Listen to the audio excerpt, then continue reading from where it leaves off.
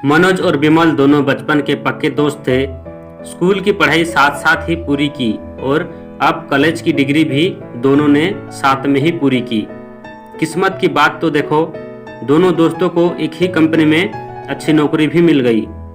मनोज और विमल दोनों बहुत ही मेहनती थे। कंपनी का मालिक उन दोनों के काम से बेहद खुश रहता था। समय का पहिया अपनी रफ्तार से चलता गया और यही कोई 5 साल बाद मनोज को कंपनी ने मैनेजर बना दिया। लेकिन विमल आज भी एक जूनियर कर्मचारी ही था। दोस्त के मैनेजर बनने की खुशी तो थी, लेकिन विमल खुद को हारा हुआ महसूस करता था।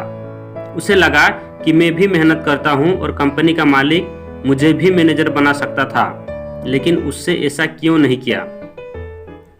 अगले दिन विमल बेहद गुस्से में ऑफिस आया और आते ही उसने अपनी नौकरी से रिजाइन कर दिया। अब पूरे ऑफिस में खलबली का माहौल हो गया। ऑफिस का इतना पुराना और मेहनती बंदे ने अचानक रिजाइन कैसे कर दिया। कंपनी के मालिक ने विमल को बुलाया तो विमल ने कहा कि आपको मेहनती लोगों की कदर ही नहीं है, आप तो केवल चापलूसू लोगों के मैनेजर बनाते हैं।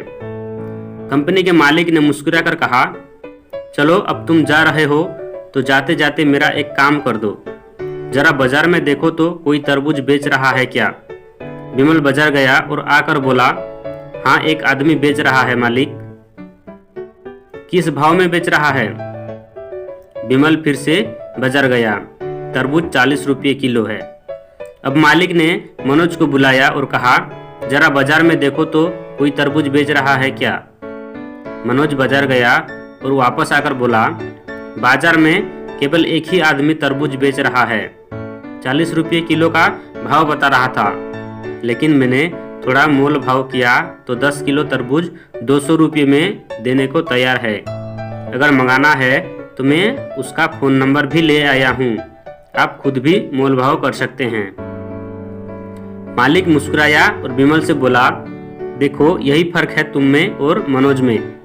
बेशक तुम भी मेहनती हो और ये बात भी मैं अच्छी तरह से जानता हूँ, लेकिन इस पद के लिए मनोज तुमसे ज़्यादा उचित है। विमल को सारी बात समझ आ गई और उसने अपना रिजाइन वापस लिया और फिर से कंपनी में काम करने लगा।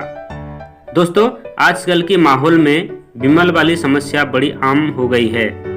जब हम किसी को सफल होता देखते हैं तो यही सोचते हैं कि यार मेहनत मैं भी कर रहा हूँ, लेकिन सफल नहीं हो पाता। शायद अपनी किस्मत ही फूटी है। कभी हम वक्त को दोष देते हैं तो कभी हालात को, लेकिन हम कभी सफल व्यक्ति में और खुद में फर्क ढूंढने की कोशिश नहीं करते। मैं मानता हूँ कि आप भी मेहनती हैं, लेकिन सही दिशा, सही समय और सही सूझबूझ के साथ जो मेहनत की जाती है सिर्फ वही रंग लाती है। अन्यथा तो गधा भी बहुत मेहनत करता है, लेकिन सुबह से शाम तक मालिक के डंडे के सिवा उसे कुछ नहीं मिलता। अपनी कमियों को देखो, सोचो कि जो हमसे आगे हैं वो क्यों हमसे बेहतर हैं। ऐसा क्या है उसके पास जो हमारे पास नहीं है। आपको आपके सारे सवालों का जवाब खुद ही मिल जाएगा। तो दोस्तों, ऐसे वीडियो देखने के लिए चैनल को लाइक शेयर सब्सक्राइब कीजिए। Thank you.